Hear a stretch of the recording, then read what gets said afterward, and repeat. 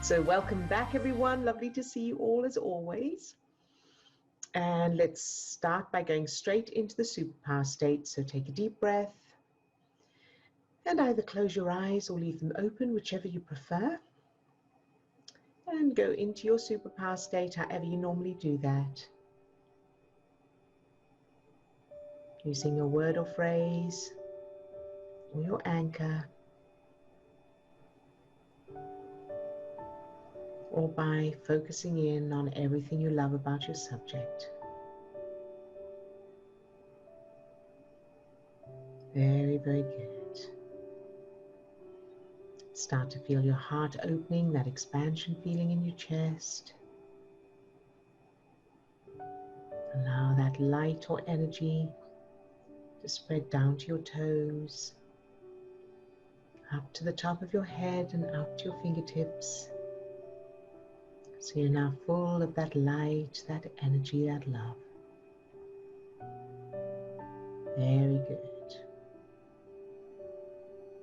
Allow that light or energy to fill each of the 50 trillion cells that make up your body. Love each cell just for existing.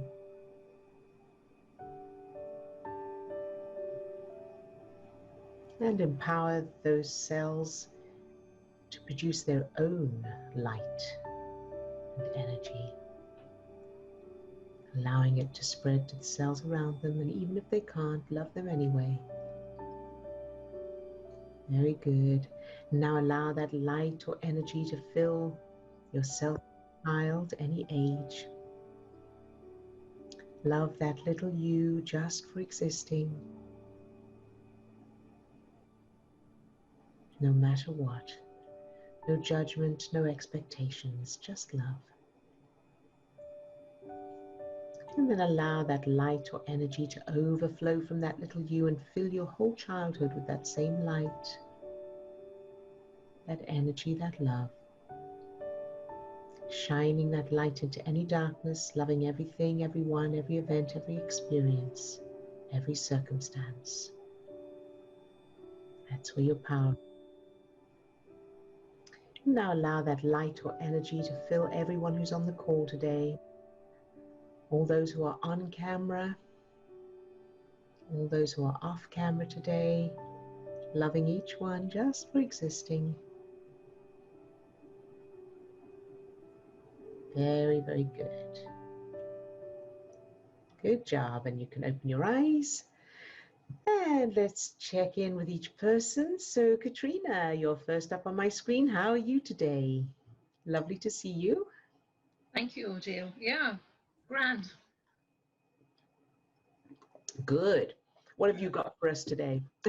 Cheers. I have this resistance to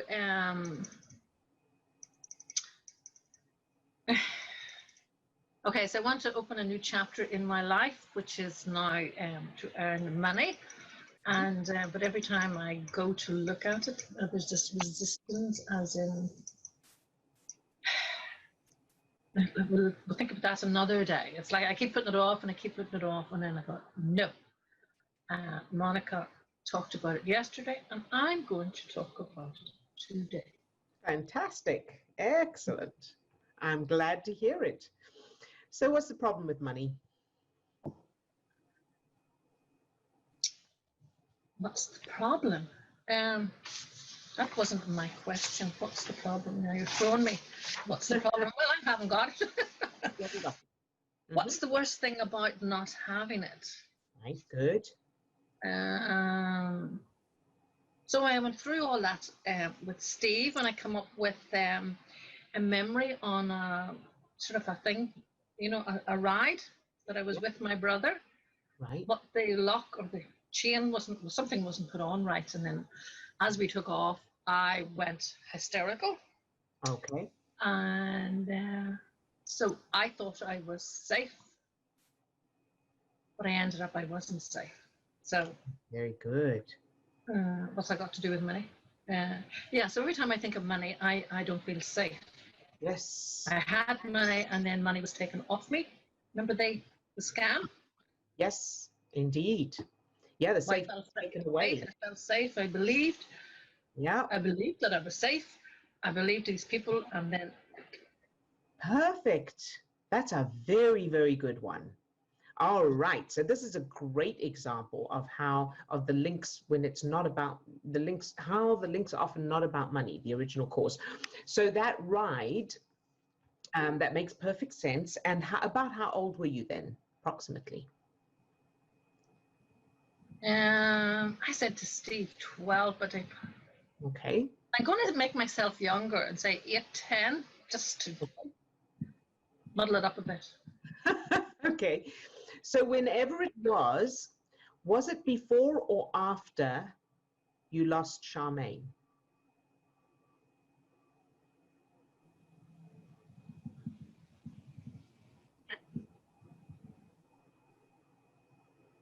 I'm going to say before, but it could have been after. So she probably was 14. I was 14 maybe when. So this was before. Okay. All right. So this may have contributed to your experience of losing Charmaine, because that's also, you think everything's fine and then you come home and your horse is gone. Mm-hmm. Right. So so let's go to the ride.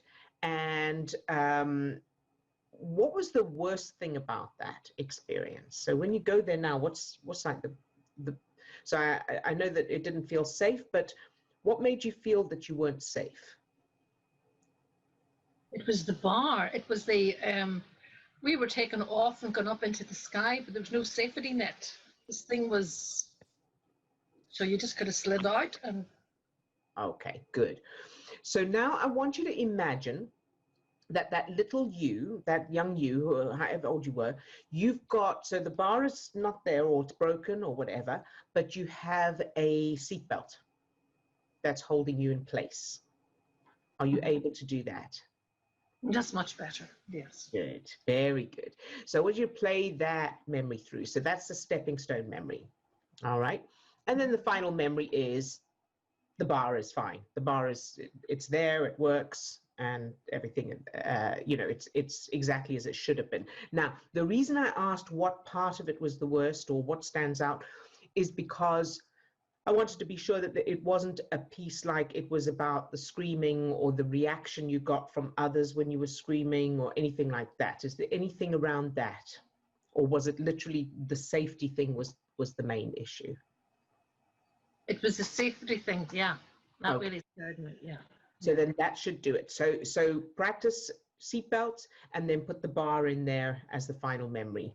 And you're completely safe and you are always safe. In fact, I would add an additional stepping stone there where you get in and your brother says, oh, no, no, no, no, we can't go. This thing isn't working. So he's looking out for your safety. And then he takes you out and you go to another one that the bar does work. How does that sound? Yeah, that's excellent. Yeah, I like that. Very good. That's a very important stepping stone, I think, because of the extra information there about the relationship and your brother's attitude to you that provides. You got that? Yeah, yeah. Very good. So I would practice that, make it really well established, and then test how you feel about money. So, because here's the truth, like I was saying to Monika yesterday, there are lots and lots and lots and lots of ways that all of us, especially in, the first world with internet, money can come to. I mean, in all situations, but definitely and especially in the environment we're in, there are endless opportunities for making money, for money to come to us.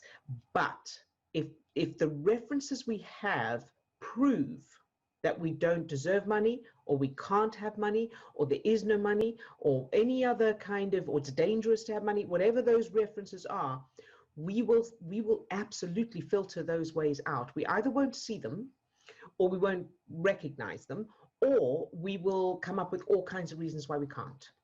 I can't do this. I'm too old. I'm too young. Nobody wants to hear from me. There'll be all kinds of options for not doing it, so that we get to relive that same experience from the childhood, whatever that is. Does that make sense? Mm-hmm, mm-hmm. You see, going back to the memory, so what's the new memory? So I would say the new memory is you turn up, you get into the thing with your brother, and the bar is there and you have fun on the ride. And perhaps the screaming is out of fun. Woo! However it would have been the ideal. You and your brother laughing, and it's so much fun, and then you get off the ride and you're absolutely fine. So there is never a question of your safety being in danger. Okay. Yes, Make sounds sense? good. Good. Mm-hmm. And make that your top priority for practicing those stepping stones and that final memory. Make that your top priority. So especially like whenever your mind wanders to money, redirect it back to that new memory. Because what you're doing there is physically you're rewiring your neocortex, but in addition to that, you are redirecting your mind, your subconscious, to say, that's not the case anymore. This is the new thing. This is what we're doing now. Just like you'd learn a new phone number. Your mind comes up with the old phone number and no, this is the new one. But you're connecting it with money. Okay. And you think that'll do it? All of it? So of course there's no way of knowing, whether there's other memory. There may be other experiences that aren't uncovered yet. But certainly what you can be sure of is that every single one that you change, every single reference that you change to the opposite, positive, empowering, is contributing to your progress and your life in whatever way. And even, money is not going to be the only thing those references are affecting. Those references will be providing the foundation for other things in your life, relationships, health, who knows? We don't know. That foundation feeling of I'm not safe, and whatever that memory contains will be supporting other issues as well. So there's never a wasted change for a reference. Okay. Sound good? Mm-hmm. Right, so I'll practice this over the weekend, and we will get rock and rolling on Monday with. Indeed. I'm excited and I'm looking forward to hearing how it goes. So that's all I have to do. Yeah. Pardon? That's easy homework, is that it? Good. Yes. That's it. Now, it's easy, but at the same time, it still takes consistency. Mm-hmm. So, make sure that you find a way to remind yourself to do it, do whatever it takes to, and the tricky bit may well turn out to be when you start worrying about money. That's the bit to catch yourself as early as possible and play that new memory. That's going to be, if there's a challenge, that's going to be it. All right, brilliant. Right, good job, Katrina. And thank you so much for sharing that, because that is such a great example of money references not being about money. It's a really excellent example for others as well to help. Okay. So thank you. Good job, you. All right, and Lisa. Hi, Lisa. Hi. Hey, how are you today? Good. I think Excellent Thoughts Thursday. Okay, so I picked out number 63 on your book. I'm excited to read this because it goes along with this. It's so amazing. So, okay, so the frequency of the lack of what you want is different to the frequency of having what you want. And many of us find it difficult to keep our thoughts from wandering over to notice that what we want hasn't turned up yet. In order to allow your manifestation, you need to release and let go and allow the universe to do its thing without checking up on it. Each time you notice your desire hasn't manifested, you're delaying its arrival. It's like digging up a seed to check if it's growing yet. So here's a solution. Using your superpower, loving the lack, loving yourself and the entire situation, even if it never happens, releases the resistance. It sounds wrong at first, but it's quite a contradiction, but it says, trust me. It's the way your power works. It works like magic. And that's really, really good. Yay, and thank you so much for sharing that, Lisa, because this is really, really important and really powerful. And it's another of the main reasons, it's one of the top main priority reasons why unconditional love. Because if you think about it, if you're driving somewhere and you want to go to, let's say you want to go to the beach, but you keep getting distracted and driving into the scenery or the other things, then you have to keep turning around, coming back. Now, the problem is that it's very difficult to keep your focus on where you want to be when there's tigers around. So that's, but it's, I'm not there yet, but this, but that. And so the bottom line is, as you've just pointed out, as you've just read, in order to create something, we need to keep our focus on that thing and not the fact that it's not here yet. Every time we focus on the fact that we don't have it yet, we're turning around and heading towards not having it. We're going to turn around, come back to having it. But that's not easy to do. That's really, really, really difficult to do, especially if it's something you feel strongly about. And for me, it was money. So for me to keep the feeling of having plenty of money while I'm looking at my overdrawn bank account, the red letters, demands, bills, the things that are supposed to be paid that I don't have the money for, that was really hard to keep my focus on having the money when I clearly don't have it, and I'm dealing with that. And that's why unconditional love. Because if you are able to get into the state of loving what you don't have, loving the fact that you don't have it, that keeps you in that state of alignment with having it, even while you're waiting for it to happen. So thank you for that, Lisa, because that was a great opportunity for me to explain that. Yeah, it's beautifully being in the present moment and having the beautiful outcomes and knowing that it's already there. That's it. Very good. Thank you. Thank you. You're very welcome, sweetheart. Thank you. All right. And Monika, you're up next. How are you today? Hello, Odile. Yes, I'm fine. Thank you. I'm practicing what you said, and for me, it helps me very much, this allowing to feel good. Yes. This is for me now a route where I can feel good. Good. So today, one time I felt really bad physically in my body, and then I said, "Oh, I'm allowing myself to feel good." And I remember how one time it was like this. I felt good, and this works really good for me. Yes, to feel again good, and I realized that it's when I feel something physically or something else, and when I feel bad, that there is inside judgment. Ah, yes, yes. Yes.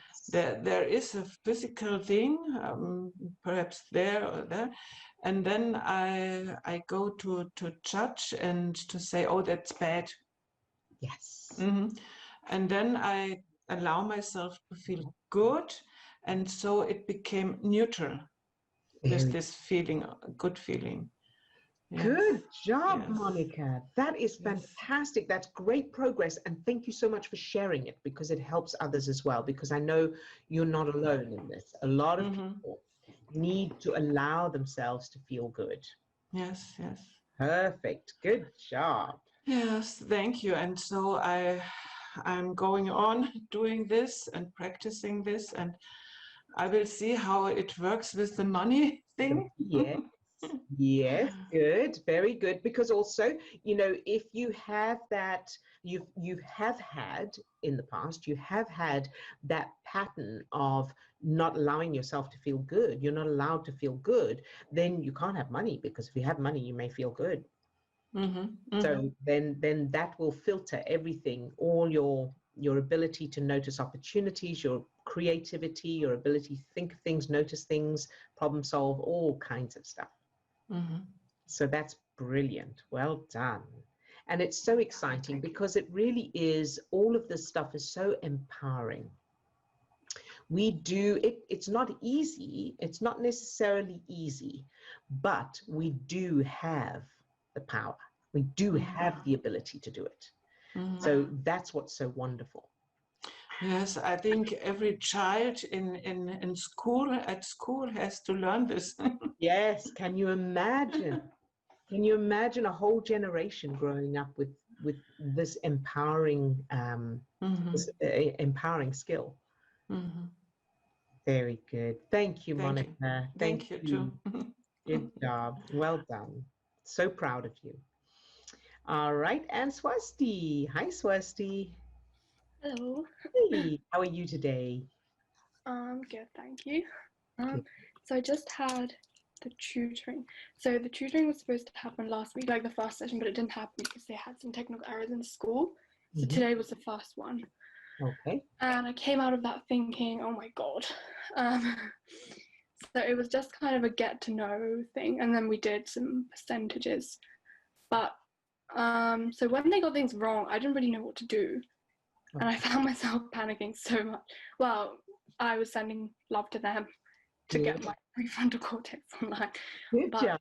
Yeah. Yeah, I still felt like you didn't serve them anything. Like, what did you just do? I just kind of felt worthless. Like that hour just felt like a waste. Even though I know it wasn't. Like they got some questions right, and recap is good. But yeah. Okay, good one. All right, so let's have a look at that.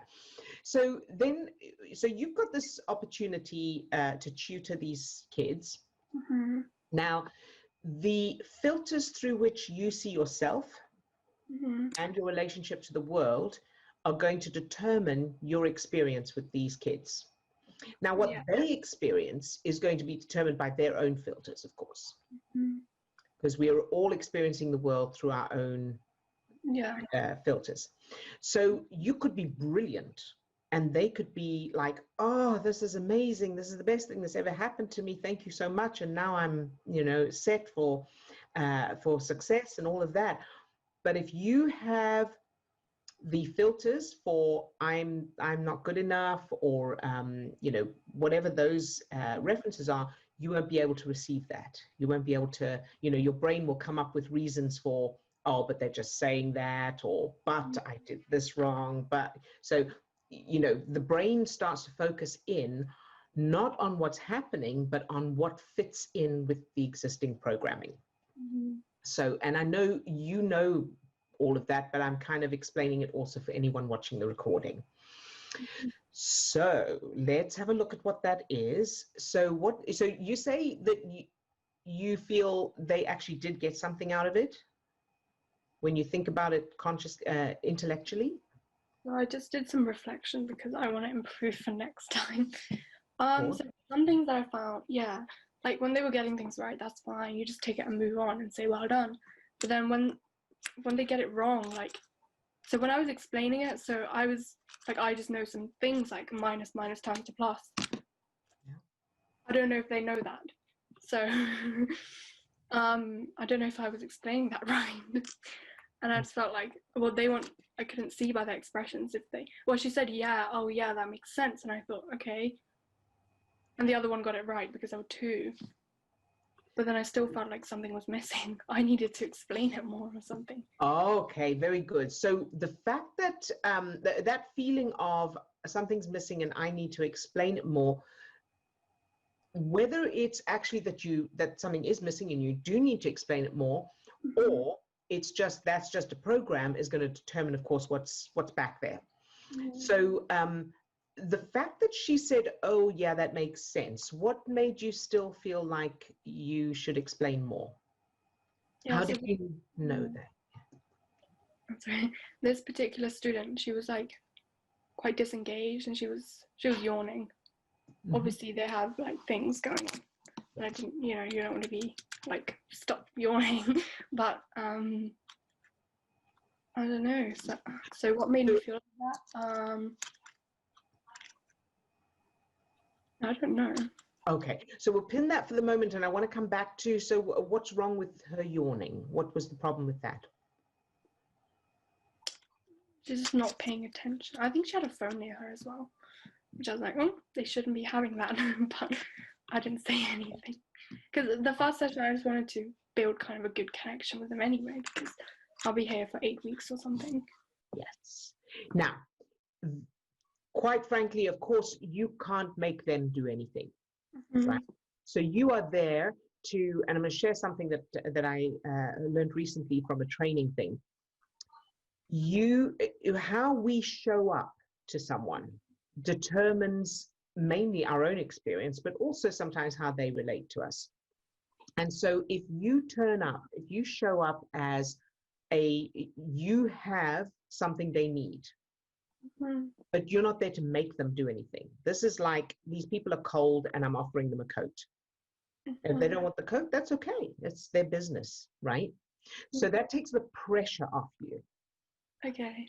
Okay. Now, there's nothing wrong with thinking, okay, so what can I improve for next time? That's great. That's how we all improve. And, you know, that's a very healthy thing to do. And you can make notes, you know, you can go, okay, so next time I want to check this, I want to ask these questions, whatever, but what makes the difference is doing it in a strategic way rather than an emotional way. So rather than, oh, I should have done, I wish I had, any of that kind of stuff, you want to go, okay, so what will I do next time? How will I improve this? But improving for yourself, not in order to make them do anything.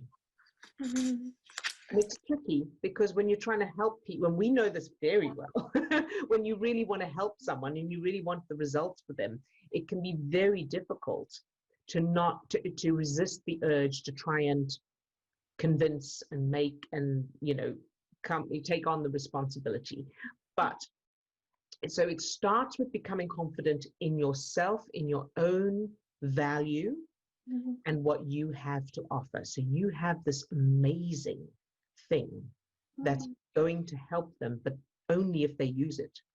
So if you think about yourself as a physical trainer, you're turning up to help them get fitter.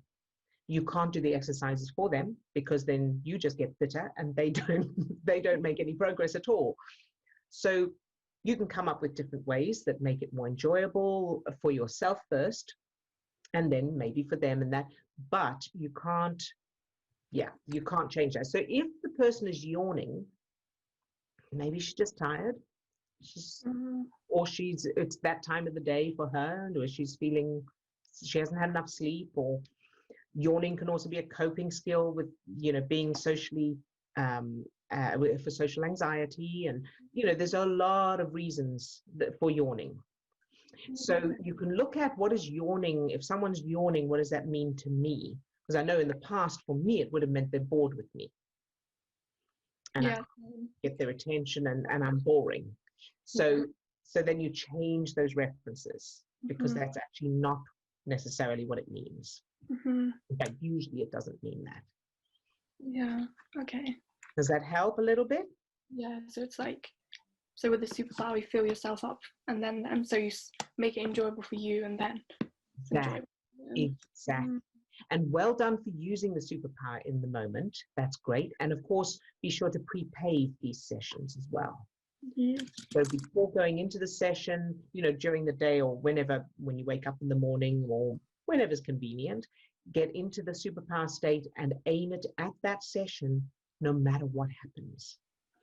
Even if they're yawning, even if they're not paying attention, even if they don't understand, and fill yourself with that in that. So see yourself on screen and fill that version of you, no matter how you do, whether you explain it correctly or whether you miss stuff out, it doesn't matter. Love that version of you. Okay. Yeah, I think it was also a couple of things, like, because it kind of they selected me for this. So I did go through a selection process and a training for 2 months or something. Every single week I have to do something. I feel like I should be giving them some sort of value for that. Also, my time, like, doing all of that to then kind of get results in some way. Yeah, and then also, like, because other teachers are basically like the rest of the tutors, they're all pretty much older than me. So some of them are qualified teachers or retired teachers, and I thought, oh my god, it's like I feel this competition when I shouldn't be competing with people of different ages, but like Okay, so let me ask you this: what do you think made them choose you? Well, I copied some stuff up from my personal statement, like, so they said, give us some experience of where you worked with children or something. So I was like, you know, volunteered in this place and da da da da.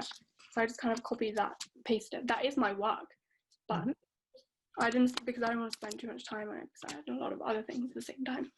So I thought that was good, so that's probably why they chose me. But then also because they did need minimum grades so I'm tutoring math, so they needed minimum of a B. So it wasn't to do you a favor. No. Right, so they're getting something out of it. They saw something in you, whether it's your grades or your experience or whatever it is. They saw that and they went, that's the person we need, right?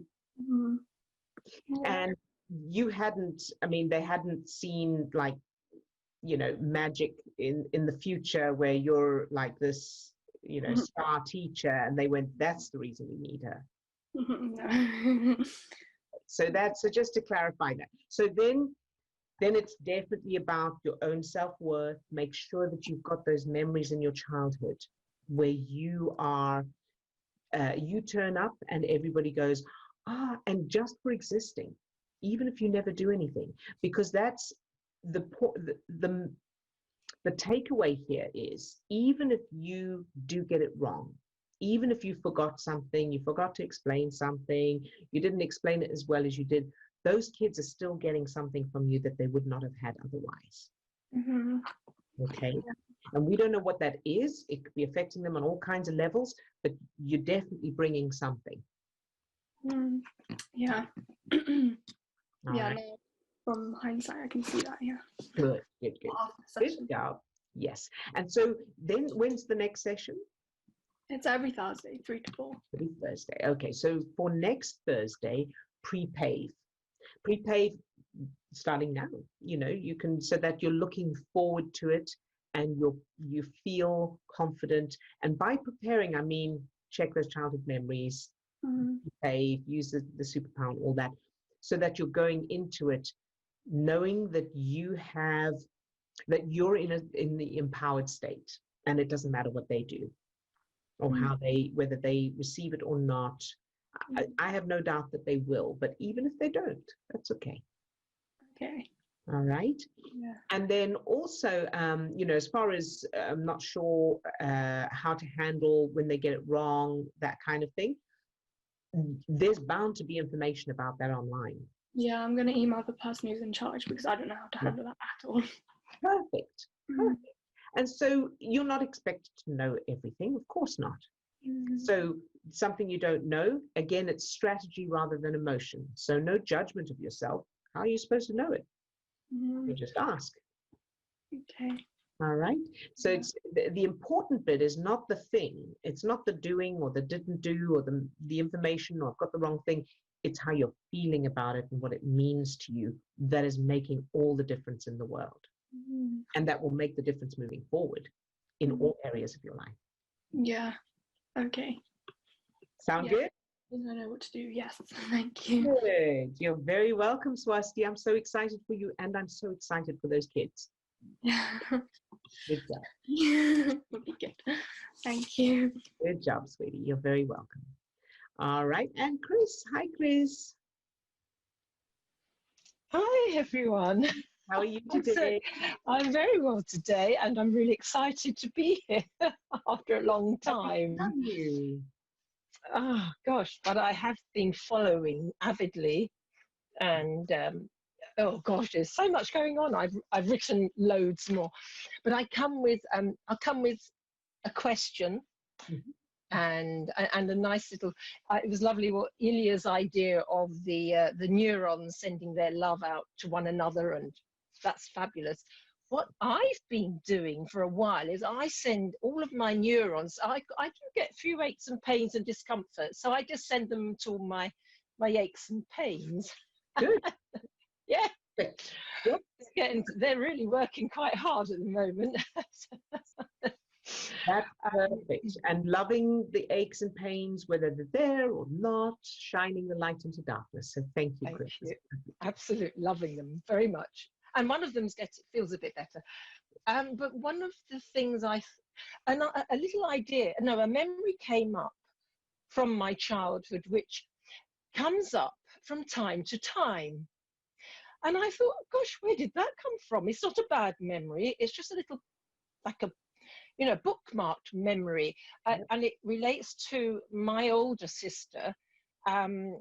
She, and I can't remember exactly how this is, but she was either asked this question in an exam or at some level. It was a test question.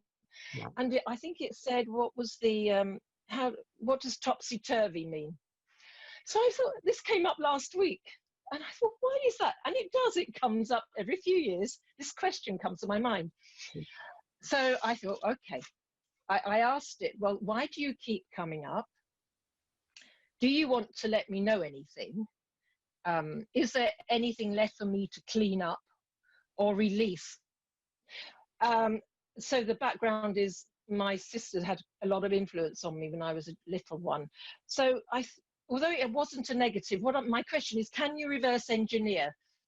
Is it reverse engineering? A potential problem. It's not, doesn't present you with a problem, but why does it keep coming?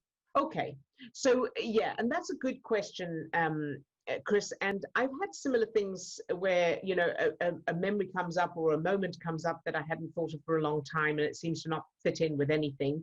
I think that this can be on several different levels. So, of course, on a purely physical level, it may just be that as you're rewiring certain networks in your brain, it happened to have been connected to something else. And so it may not mean anything at all. It may just be, oh, that must have been connected. And so now it's firing, that connection is firing because the other one is making it fire, if you know what I mean. You're firing this part and they're linked. So it may not mean anything at all. And if it was a bad memory, of course, I would say absolutely change it, because whether it means something or not, you definitely want to change all bad memories to good and positive and empowering. And so that's one possibility. The second possibility is it may be that there is something in it. So let me ask you, what does topsy-turvy mean to you? That's the exam question, isn't it? Well, the first thing, I remember when this was, so I don't know, was I 8? Was I a little older?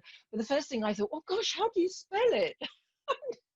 And here I am, a much greater age, and I thought, well, you know what, I'm going to go and check how you spell topsy-turvy.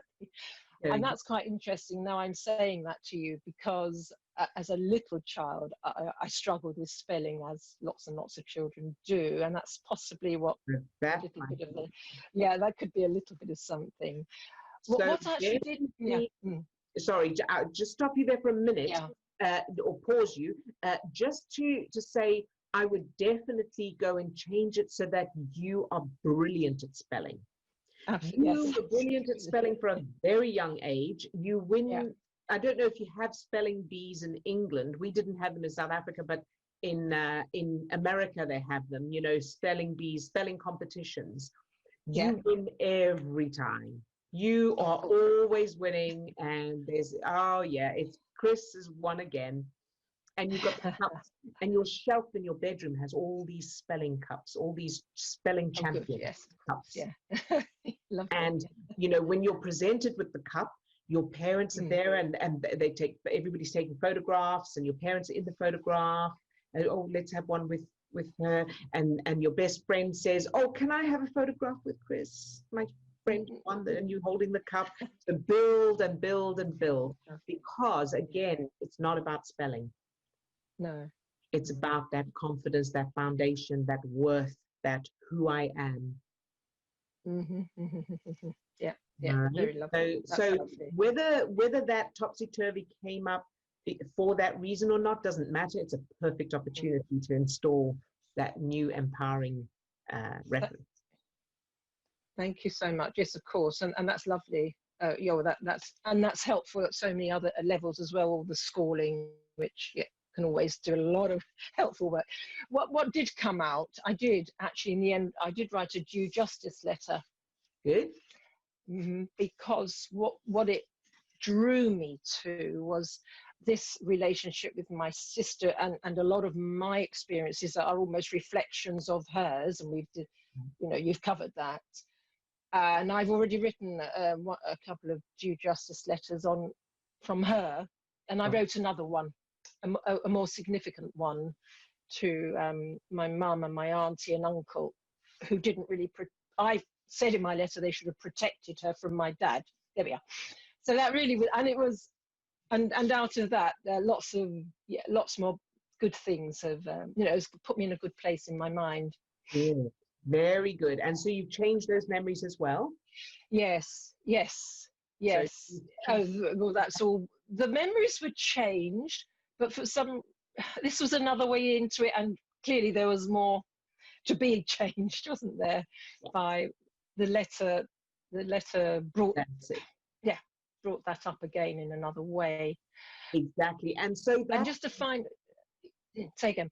Sorry, I was just going to say that memory of the topsy-turvy thing may have just been because you were thinking about your sister, and so that was just a reference that came up from them. But either way, the spelling is an opportunity anyway. Yeah. And the final thing, and this, it's come up quite a lot recently, especially for those of us who have been here for a while, and I think Tina, when Tina spoke the other day and said, "Oh, I've been doing this work and I feel like I'm exactly where I am," and there was a moment when I really thought about that a lot and thought, you have to just keep going and layers get peeled away. And this morning when I was working, there was a wonderful moment, a photograph. I smiled in a photograph, which I won't say I've given up on, but I've just been leaving it there, waiting. And this morning I could smile in that photograph. It just came without, I wasn't looking for it. It came to mind. It was the first day at school photograph. I've never been able to smile in that photo. This morning I saw a big smile on my face. That's perfect. Isn't that brilliant to have that wonderful, when spontaneous things like that happen, and those shifts and progress that's happening in the background that you're not even consciously aware of. So well done, Chris. That's wonderful. Thank you very much for sharing that. And I did want to just add with the topsy-turvy thing. So, it may have just come up because it was connected, just the neural networks were connected, but it could also have come up because of the spelling thing. It may be because you've been changing your confidence. You've been changing all these references and about your self-worth that are resulting in changes in how you feel about yourself. And that's very often the subconscious pulls up another reference. Then at first it looked like, but that's a good memory, but it was linked to the spelling thing. To something else. Yeah, good. Yes, thank you. Good job, Chris. Thank you for sharing. All right. And Steve, do we have any questions? No, some great comments and suggestions being passed around in chat, but no other questions. All righty. Okay, let's go straight into the targeting then. So take a deep breath and either close your eyes or leave them open, whichever you prefer. And go into your superpower state, however you normally do that, using your word or phrase or your anchor, or focusing in on everything you love about your subject. Good job. Start to feel your heart opening, that expansion feeling in your chest. Allow that light or energy to spread down to your toes, up to the top of your head, and out to your fingertips. So you're now full of that light, that energy, that love.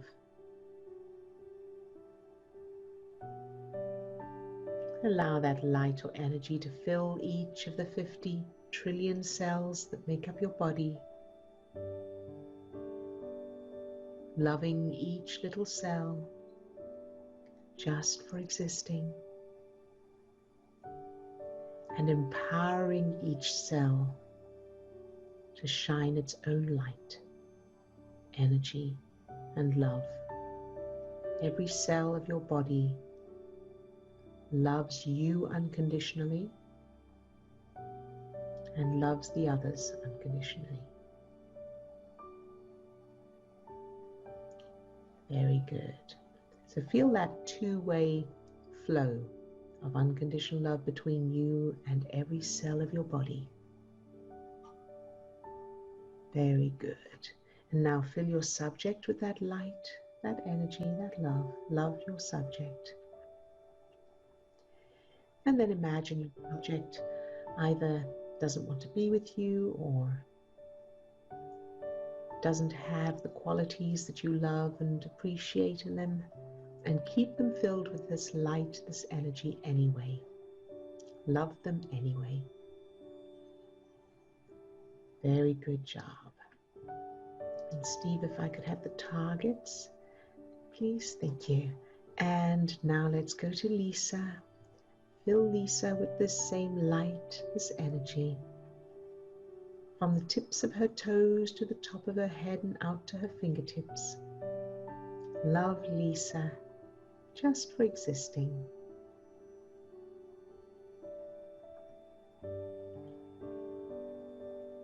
Very good.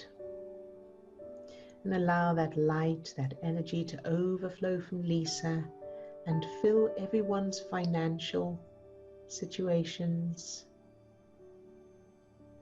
their financial abundance in every cell, and flowing it out to the whole planet, whether they do or not, and whether that happens or not. Love it all exactly as it is, and no matter what, shining this light into any darkness.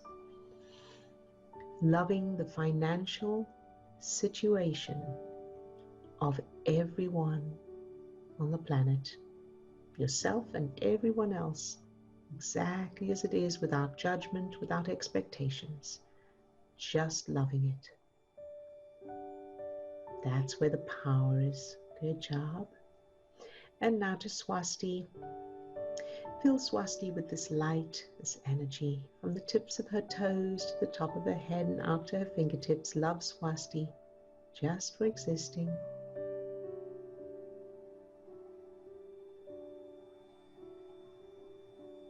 Very good. And now to Monika. Fill Monika with this same light, this energy, from the tips of her toes to the top of her head and out to her fingertips. Love Monika, just for existing.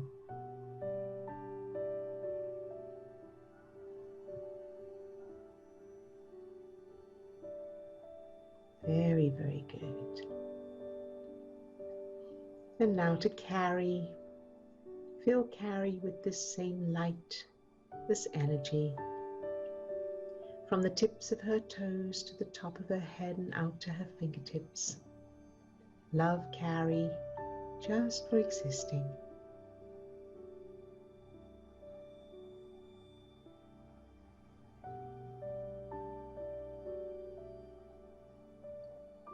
Very, very good. And now to Chris. Fill Chris with this same light, this energy, from the tips of her toes to the top of her head and out to her fingertips. Love Chris, just for existing.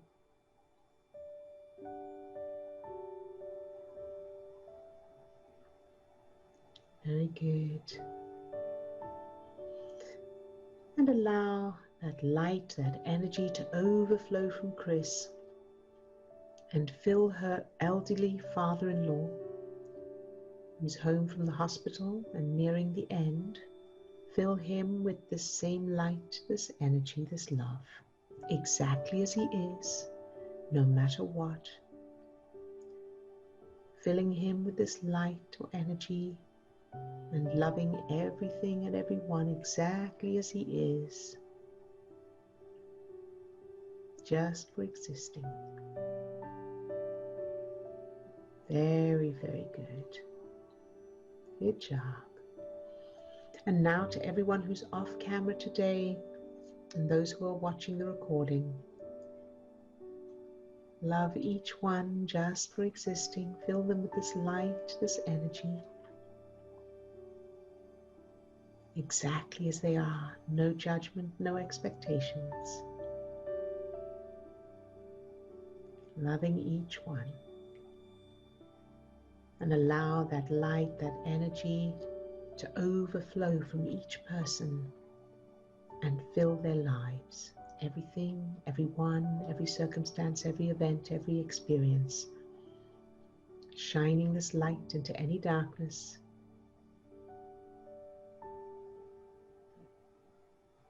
No matter what. Very, very good. And surge. Good job. And surge again. Very good. All right, you can open your eyes if you had them closed. And so we'll be back same time, same place tomorrow. You're very welcome. Thank you for the thank yous. And Chris says, I overlooked thanking all for sending intentions to my daughter yesterday. This morning, she was so much softer and less anxious. That's wonderful to hear. Thank you for letting us know, Chris. That's fantastic. And so, yes, keep using the power. Keep reminding yourself that it's about loving what you don't want. Especially, it's about shining that light into what you don't want, because that empowers you to stay in alignment with what you do want. All right, very good. Thank you, everyone. Lots of love to all of you. Bye-bye now.